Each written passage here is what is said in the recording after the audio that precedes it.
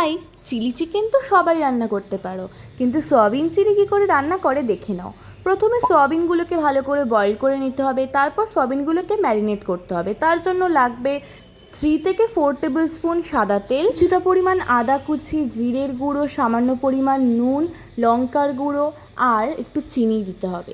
তারপর দিয়ে দেবো ডিম আর ওপর দিকে একটু হলুদ গুঁড়ো।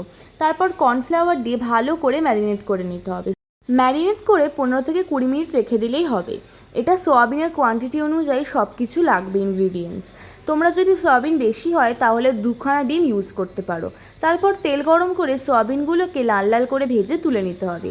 আর সেই তেলেই সয়াবিনগুলো ভাজা হয়ে গেলে দিয়ে দেবো সামান্য পরিমাণ রসুন কুচি, আদা কুচি, পেঁয়াজ, তারপর কেটে রাখা সমস্ত ভেজিসগুলো, যেরকম ক্যাপসিকাম, টমেটো দিয়ে ভালো করে এটাকে ভাজা ভাজা করতে হবে। তার সাথে ইউজ করতে হবে একটু হলুদ গুঁড়ো, লঙ্কার গুঁড়ো, জিরে গুঁড়ো। ভালো করে মশলাটা কষে আসলে ওপর থেকে 3 রকম সস মিক্স করে দেবো, যেমন soya sauce, chilli sauce, tomato sauce একসাথে মিক্স করে ভালো করে দিয়ে দেবো।